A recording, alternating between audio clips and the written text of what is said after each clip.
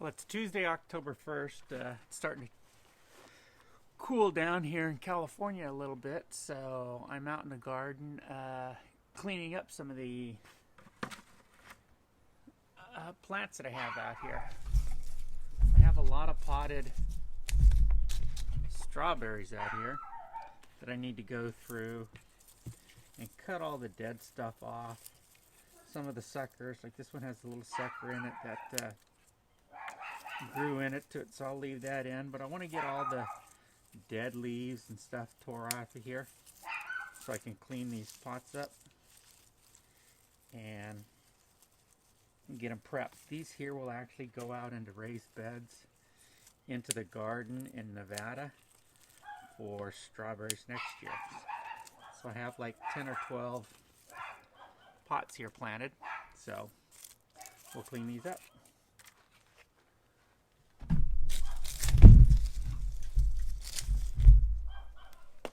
You can see they're pretty overgrown, so we'll clean all the dead stuff up, leave the green stuff up, and set up. I have some suckers growing that we'll just get rid of.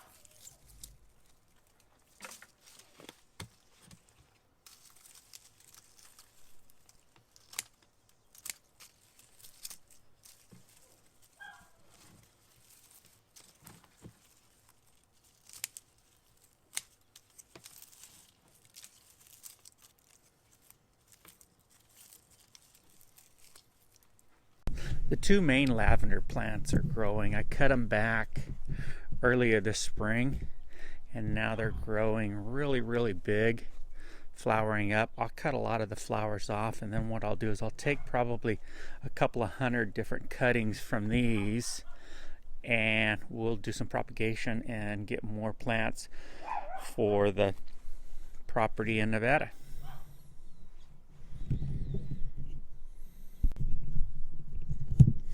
The loofah gourd or arch is growing really good. I've got probably 20 loofahs growing out. Been battling some leaf-footed squash bugs. I've been coming out here in the morning, taking those out, dropping them into some soapy water just to clean them all off. But I've got gourds growing everywhere. It was an experiment of how can you get these things growing, and I think they're neat. We'll probably do another trellis of them next year. But you can see some of the damage that the pests do. They suck the juice out of the gourd, and it just starts getting smaller. So, but you just come out here, pick them all off, and then let your plants grow.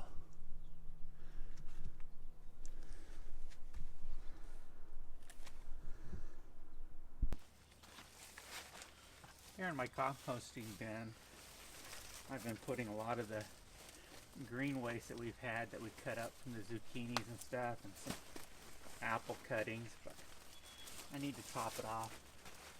I do all my shreddings, so what we'll do is we'll throw another layer of shreddings on it, and we'll let this compost down, cover it up, wet it up a little bit, and we'll compost this one down. I probably need to stop and get another barrel out and start doing another one, so this one can sit and then I can dump it and pull the composting out for the garden.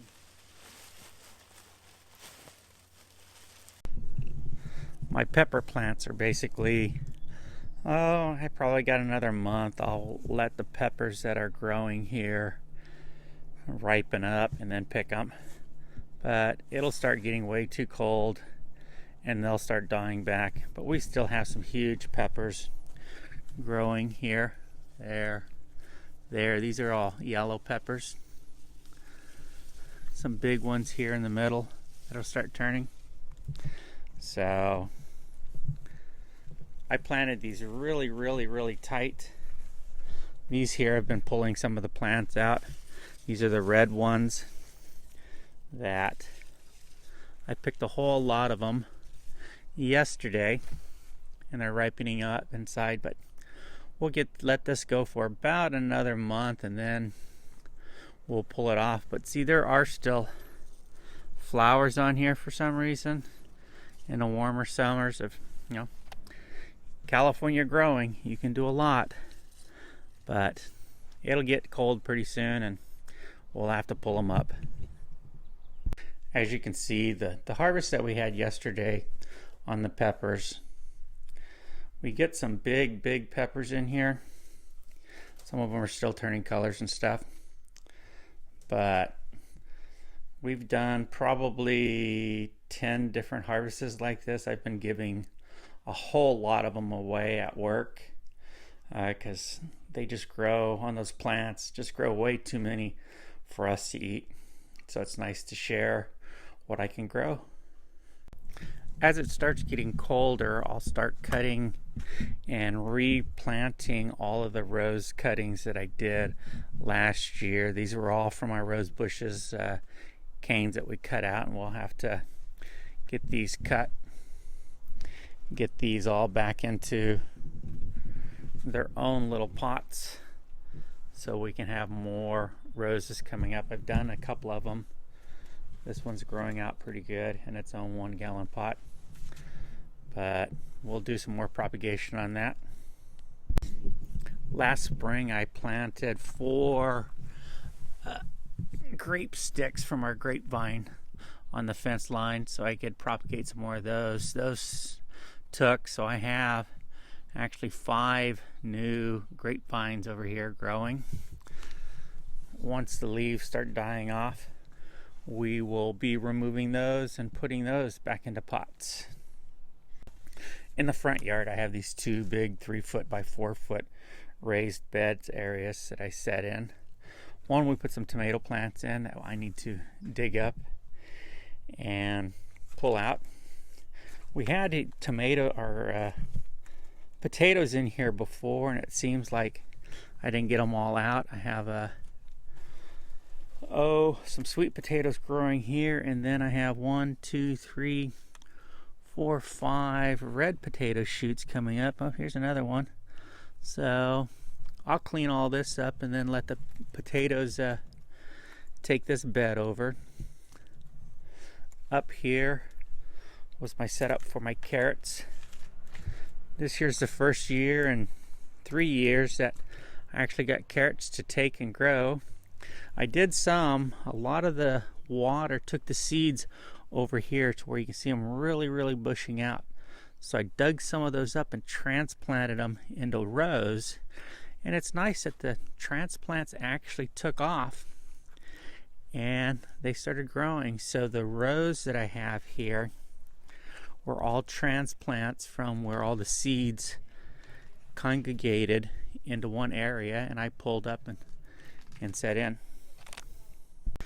Now here in the front yard, we have 5 potted grapefruit trees. And these trees are all in the same pots that I put all my apple trees and everything else in. And they're coming in. I need to actually post these on Craigslist and sell them out so people can taste some of the fruit and sell some of these trees that I started. These here were all trees started from little tiny seedlings. They've been growing here for about 5 years now. But you can see the grapefruit that's growing on them. I get real good grapefruit, and they're just in pots. You could keep these in the pots, make sure you fertilize them, and just keep watering them and keep them small. Cut them back so they stay, only 4 or 5 feet tall, and you can have grapefruits in a pot sitting on your back porch. These are the 2 plum and peach trees that will get moved up to the property. Earlier this spring, I wanted to move them up, but they started fruiting, so I left them here for another year. So this year they'll actually go back up to the property in Nevada and get planted. But these here are the 2 plum trees and 2 peach trees. So this has just been a little tour of what you can do on a little track home, backyard, front yard gardening. You can do as little as you want or go extreme like I did and totally grow everything. But thanks for watching, and I'll see you in the next video.